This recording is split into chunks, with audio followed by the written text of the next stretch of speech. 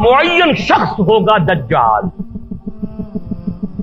یہ معین شخص جو دجال ہوگا اس کے بارے میں بھی ایک تو بالکل متفق علیہ چیزیں ہیں. نمبر ایک کہ وہ شخص ہے، قطعی ہے، یقینی ہے، اس کا حلیہ بھی حضور صلی اللہ علیہ وسلم نے احادیث کے اندر بیان کیا ہے.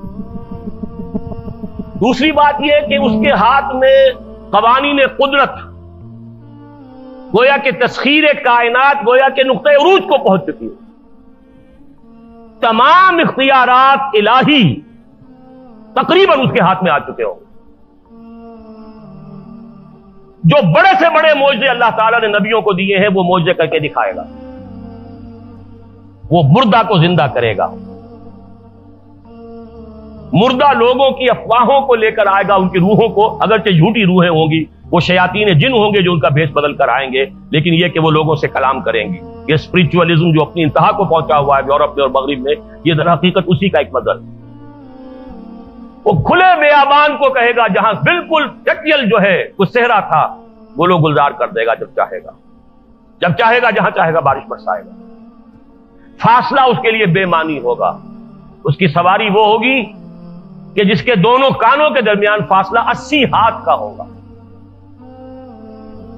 یہ سارے جو آج آپ کی اس ٹیکنالوجی کی جو انتہا جا رہی ہے اور جدھر جا رہی ہے، اس کو اچھی طرح سمجھ لیجیے.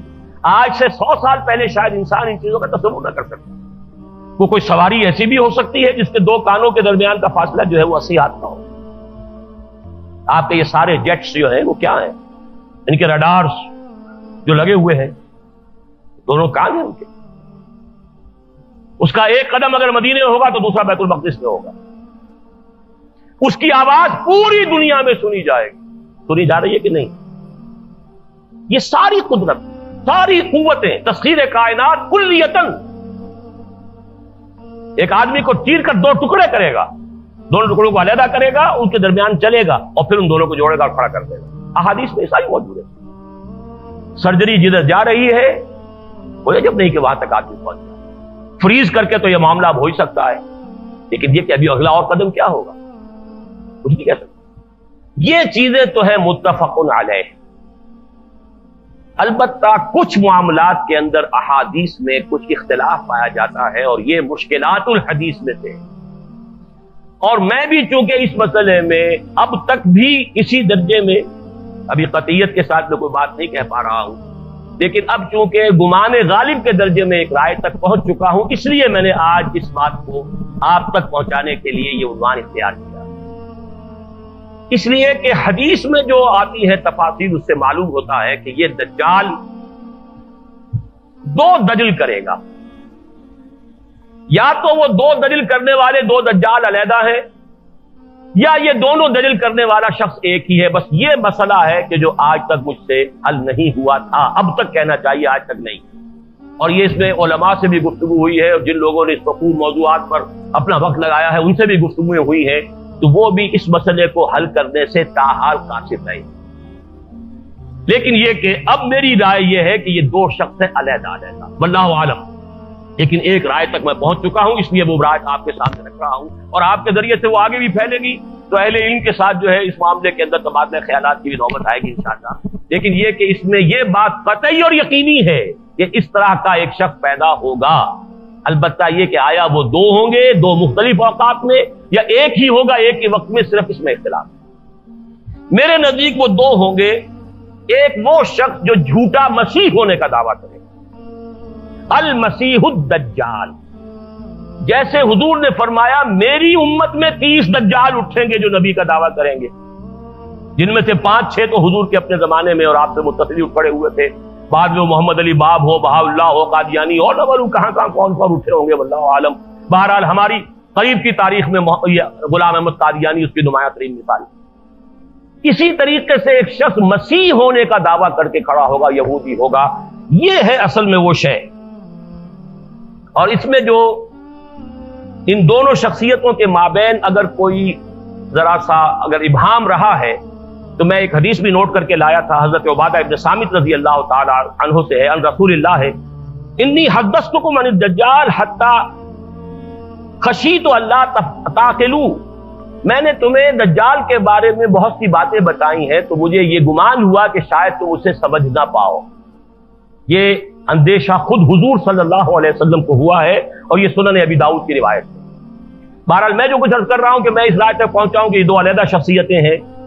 ایک تو یہ ہے کہ ایک مسیح الدجال کھڑا ہوگا یہ ایک دعویٰ کر کے کہ میں مسیح ہوں. چونکہ اس کا زمانہ بالکل قریب آ چکا اس لیے میں آپ کو اس کے بارے میں خبردار کر رہا ہوں. تاریخ میں آج سے 100 سال پہلے تصور تک نہیں کیا جا سکتا تھا کہ یہودیوں کی کوئی ریاست پائیں گے. 2000 برس کے بعد ان کی باسی کڑھی میں ابال آیا. 1897 میں ایلڈرز آف دی زائن جمع ہوئے. انہوں نے ایک سازش تیار کی, ایک نقشہ بنایا. پورے 20 برس بعد 1917 میں برٹن کے ذریعے سے اعلان کروا لیا, اعلان بالفور, کہ فلسطین میں یہودیوں کو آباد ہونے کا حق حاصل ہے, وہ وہاں جائیداد خرید سکتے ہیں. اور تقریباً 20-21 برس بعد 1948 میں اسرائیل قائم کروا دیا. 1967 میں اس اسرائیل نے عربوں کو شکست فاش دے کر اپنی حدود وسیع کی. اس وقت سے لے کر اب تک یا اب سے 3 سال پہلے تک کوئی مسلمان ملک, سب سے پہلے صرف غداری کی تھی مصر نے کہ صلح کر لی تھی اور تمام عربوں نے اور مسلمانوں نے بائیکاٹ کیا اس کا. لیکن یہ کہ اب سارا عالم عرب اسرائیل کے سامنے جھک چکا ہے. گلف وار کے بعد اب کسی عرب ملک میں کہیں ریزسٹنس کی کوئی صلاحیت اور طاقت موجود نہیں. کیوں لگا ہوا ہے اس کو تسلیم کرنے کے لیے, اور وہ خود اب اسرائیل کو تسلیم بھی کر رہے ہیں اور عملاً تو کر چکے. اس کے ساتھ تعاون شروع ہو رہا ہے, اس کے ساتھ ٹریڈ شروع ہو رہی ہے, اس کے ساتھ سارے تعلقات شروع ہو رہے ہیں. رفتہ رفتہ وہ معاملہ آ گیا کہ عالم عرب اس کے قبضے میں آ چکا ہے. یہ بات میں تفصیل سے بیان کر چکا ہوں اپنی تقریر میں جو پچھلے جمعے کو میں نے کی ہے, جو ہمارا سالانہ اجتماع تھا لاہور میں. اب یہودیوں کے اندر ایک اختلاف رائے ہے, اس کو اچھی طرح سمجھیے تاکہ آپ جو حالات جدھر دنیا جا رہی ہے اس کو سمجھ لیں. یہودیوں میں جو سیکولر ایلیمنٹ ہے زائنسٹ, اور ان کا اعلی کار امریکہ, ان کے سامنے سکیم یہ ہے کہ اب اسرائیل جو ہے اپنی حدیں تو سکیڑ لے, چھوٹا ملک بن جائے, لیکن تمام عرب ممالک اور اسرائیل کو ایک اقتصادی رشتے کے اندر منسلک کر دیا جائے. صحیح اس علاقے کی ایک کامن مارکیٹ بن جائے. نتیجہ کیا نکلے گا؟ تیل عربوں کا, مزدور عرب, سرمایہ عربوں کا, ٹیکنالوجی ہماری, مینجمنٹ ہماری, ایڈمنسٹریشن ہماری. لہذا ملائی خود کھائیں گے, کریم خود کھائیں گے, اور چھاچھ لسی ان کو بھی دیتے رہیں گے. ایک بڑی اسرائیلی ریاست قائم کرنے کا فائدہ کیا ہوگا؟ جسے آپ کہتے ہیں بھائی تم نے آم کھانے کے پیڑ گننے ہیں. اگر تم اسرائیلی ریاست بڑی بناؤ گے تو عرب ریزنٹ کریں گے, عربوں میں رد عمل ہوگا, پوری دنیا کا مسلمان بھی چیخے گا, عرب بھی بغاوت کریں گے, وہ بھی تمہیں ماریں گے, تم انہیں مارو گے تو تمہیں بھی تو ماریں گے نا. انتفاضہ ہوا یا کچھ ہوا یا پی ایل او نے کیا تو یہ اسرائیلی بھی مرے کہ نہیں مرے؟ جہاں فلسطینی مرے وہاں وہ بھی مرے. تو کیا فائدہ مرنے سے؟ جو گڑ دے کر مارا جا سکتا اسے خامخواہ زہر دینا. ایک اکنامک بلاک بناؤ, تیل ہے, اور یہ عرب ان پڑھ بدو یہ سارے کے سارے ہمارے مزدور ہوں گے, لیبر ہے چیز. پھر یہ کہ سرمایہ ہے ان کے پاس, ہمارے پاس نو ہاؤ ہے, ٹیکنالوجی ہے, مینجمنٹ ہے. مینجمنٹ سائنس تو اس وقت دنیا کی سب سے اونچی چوٹی پر پہنچ گئی. ایم بی اے کرنا تو گویا کہ اس وقت ہمارے نوجوانوں کی یوں سمجھیے کہ ایک وہ بڑا خواب ہوتا ہے. ایم بی اے امریکہ سے کرا ہے تو بس سمجھیے کہ وہ تو عرش کے اوپر پہنچ گیا. تو وہ سارا معاملہ ہمارے پاس ہے, تو ہم ملائی کھائیں گے, ان کو لسی دیتے رہیں گے. آخر گھوڑے کو تانگے میں جوتنے کے لیے کچھ نہ کچھ تو رات کو اس کو دینا ہوگا نا, تبھی تو اگلے روز اسے تانگے میں جوتیں گے. لیکن جو کٹر یہودی ہے وہ کہتا ہے nothing doing, we have to establish our greater Israel. یہ کانفلکٹ ہے جو اس وقت یہودیوں کے مابین. فنڈامنٹلسٹ یہودی جس کی ایک شکل اپنے ذہن میں رکھی ہے وہ گولڈسٹین, جس نے مسجد خلیل میں داخل ہو کر جو ہے وہ کتنے مسلمانوں کو صبح کے وقت جو ہے فجر کی نماز کے وقت ہلاک کیا, شہید کیا. داڑھی اس کی آپ کے ذہن میں ہے, نہایت خوبصورت افغان مجاہد معلوم ہوتا ہے. یہ ہے یہودی فنڈامنٹلسٹ. اور یہ لوگ جو ہیں یہ کہتے ہیں نتھنگ ڈوئنگ. یہ ٹسل ان میں ابھی ہونی ہے, چلنی ہے. یہ تصادم ان کے اپنے اندر ہوگا. میں جب گیا تھا جنوری فروری میں اس سال امریکہ، تو ایک بہت بڑا ڈیمانسٹریشن ان کٹر یہودیوں کا نیو یارک میں ہوا تھا اسرائیل کے خلاف، کہ وہاں کہیں کوئی نئی سیٹلمنٹ تھی، کوئی سڑک نکالی جانی تھی، وہاں ایک پرانا قبرستان تھا یہودیوں کا، اس کو وہ منہدم کر رہے تھے. تو اس کے خلاف بڑا زبردست وہ جو وہاں کے مذہبی یہودی ہیں، لمبی لمبی داڑھیوں والے اور لمبی لمبی زلفوں والے، ان کا ایک بہت بڑا جلوس نکلا تھا اور بہت بڑا ڈیمانسٹریشن تھا اسرائیل کے خلاف. تو یہ کانفلکٹ ہے، لیکن ایک چیز ان کے مابین متفق علیہ ہے، مسجد اقصی کو گرانا اور تھرڈ ٹیمپل اپنا بلڈ کرنا. یہ وہ کام ہے کہ جو اب مہینوں شاید یا ہفتوں کے اندر ہی ہو جائے، اس میں اب دیر نہیں. اسی لیے ساری پیس نیگوسیشن تو یروشلم کو علیحدہ رکھا، اور یروشلم کے اندر سے اب مسلمانوں کا بھی علاقہ رفتہ رفتہ ختم کیا جا رہا ہے، بلڈوز کیا جا رہا ہے. عیسائیوں کی تعداد بھی رفتہ رفتہ کم ہو رہی ہے. اور اب وہاں آپ نے سن لیا ہوگا کہ امریکن ایمبیسی جو ہے وہ شفٹ ہونے کا فیصلہ ہو چکا ہے. ریزنٹمنٹ کہیں اور ہو رہی ہے، ہمارے ہاں کوئی کسی کو ہوش ہی نہیں اس بات کی. ہمارے ہاں تو اپنی سیاست جو ہے اور اپنی سیٹیں اور اپنا وہ اس کے علاوہ کسی کو کوئی فکر ہی نہیں ہے کیا ہو رہا ہے. ہندوستان میں ڈیمانسٹریشن ہو رہے ہیں، پیپسی کولا گو بیک.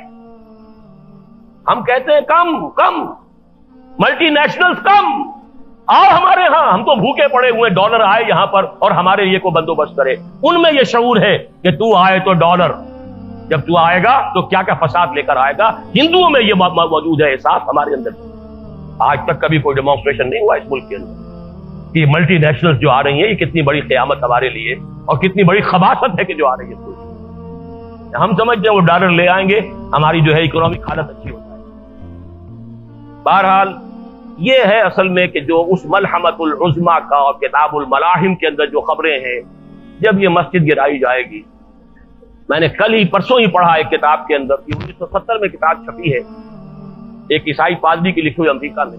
اس نے بن گوریون کا حوالہ دیا ہے، جو غالباً پہلا وزیر اعظم تھا اسرائیل کا. اس نے کہا، اس سے پوچھا گیا کہ آپ یہ ٹیمپل بلڈ کریں گے؟ بالکل کریں گے، وطن ضرور کریں گے.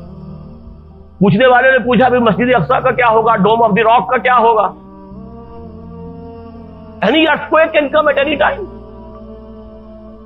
کسی وقت کوئی زلزلہ آ سکتا ہے، گر جائے گی. کسی وقت کوئی جنونی اندر جائے گا، کوئی بہت بڑا بم جو ہے پاورفل بلاسٹ ہوگا. کہتے ہیں کوئی جنونی آ گیا تھا، جیسے وہ جنونی گولڈ اسٹائن تھا، وہ آیا تھا، وہ مار گیا، ہم کیا کریں؟ جیسے مسلمان جنونی ہے، ہمارے یہاں بھی جنونی ہے. جیسے یہودی، جیسے عیسائی جنونی ہے، ہمارے یہاں بھی جنونی ہے. عیسائی جنونی نے آ کر اڑایا کہ نہیں اوکلاہوما کی بلڈنگ، فیڈرل بلڈنگ، 200 آدمی مارے کہ نہیں مارے. اور پہلے یہ خیال ہو گیا تھا کہ شاید یہ کسی مسلمان کا کیا ہوا، تو اللہ کا شکر ہے کہ جلدی شخص پکڑا گیا اور معلوم ہوا کہ عیسائی ہے، ورنہ امریکہ کے مسلمانوں کے اوپر قیامت آ جاتی ہے. بہرحال یہ حالات کا جو ہے اس کو سمجھ لیجئے کہ یہ یہاں سے شروع ہوگا، اور اس کے بعد وہ ملحمۃ العظمیٰ، اور اس میں جو جنگیں ہونی ہیں پہلے عیسائیوں اور مسلمانوں کے درمیان. اور پھر ایک وقت ہوگا کہ جب کہ ایک شخص کھڑا ہو جائے گا یہود میں سے، مسیح ہونے کا دعویٰ کر کے، میں مسیح ہوں اور میں اب قائم کروں گا گریٹر اسرائیل. وہ مسیح الدجال ہوگا، اور اس کو قتل کرنے کے لیے اصل مسیح عیسیٰ ابن مریم نازل ہوں گے علیہ الصلوۃ والسلام. اور پھر انہی کے ساتھ مشرق سے کچھ فوجیں آئیں گی جو ان کے ساتھ مل کر جہاد کریں گی. ادھر سے عالم عرب سے حضرت مہدی اور ان کی فوجیں آئیں گی، اور پھر یہودیوں کے ساتھ آخری جنگ ہوگی، اور حضرت مسیح کے ہاتھوں ایک ایک یہودی اس دنیا میں ختم. یہ خبریں ہیں کہ جو دی گئی ہیں. اس کے بعد پھر ہوگا دنیا میں اسلام کا بول بالا ہو گیا، خلافت عظمیٰ قائم ہوگی، خلافت علی منہاج النبوہ قائم ہوگی. یہ یہودی ایک جو مسیح کا لبادہ اوڑھ کر، مسیح سمجھ اپنے آپ کو، اس لیے کہ یہ مسیح کی پیشن گوئیاں ان کے ہاں چلی آ رہی تھی، اس کے مصداق حضرت مسیح آئے علیہ الصلوۃ والسلام. یہودیوں نے تسلیم نہیں کیا، تو ان کی پیشین گوئیوں والی جگہ تو خالی ہے نا. ابھی جو پیشین گوئیاں تھیں ان کے ہاں سابق نبیوں نے، یشعیاء نبی نے، حزقیل نبی نے جو بہت سی پیشین گوئیاں کی تھی کہ ایک مسیح پیدا ہوں گے جو تمہارے نجات دہندہ ہوں گے، وہ مسیح آ گئے حضرت عیسیٰ ابن مریم علیہ الصلوۃ والسلام. انہیں مانا نہیں، انہیں تو مرتد قرار دے کر اور اپنے بش پڑتے سولی پر چڑھا دیا. یہ دوسری بات ہے کہ وہ اللہ تعالیٰ نے اسے زندہ آسمان پر اٹھا لیا. ابھی وہ جگہ خالی ہے، the position is vacant, situation vacant. لہذا شخص کھڑا ہوگا کہ میں مسیح ہوں، جھوٹا ہوگا، مسیح الدجال ہوگا. لیکن یہ کہ اس کے ہاتھوں مسلمانوں پر قیامت صغریٰ آئے گی، عربوں پر قیامت آئے گی، ملحمۃ العظمیٰ ہوگا، اور بہت بڑے پیمانے پر مسلمانوں پر سزا آئے گی، اللہ کی عذاب آئے گا۔ کیوں آئے گا؟ اس لیے آئے گا عربوں کی مادری زبان میں اللہ کی کتاب موجود، پھر انہوں نے اس کی طرف پیچھ کی اور کافرانہ نظام اختیار کیا، سیکولر نظام اختیار کیے، سوشلسٹ نظام اختیار کیے۔ ہمارا معاملہ تو پھر بھی کوئی عذر ہے جو اللہ کے ہاں پیش کر سکے، اللہ ہماری زبان عربی نہیں تھی، ان کے اوپر تو اللہ کی آخری حجت قائم ہے، یہ کتاب ان کی مادری زبان ہے، اس کتاب پر ایمان کا وہ دعویٰ کرتے ہیں۔ پھر امام قرآن نہیں بنایا، امام کسی نے ماسکو کو بنایا، کسی نے واشنگٹن کو بنایا، تو ان سے بڑا مجرم روئے ارضی پر اس وقت کوئی نہیں۔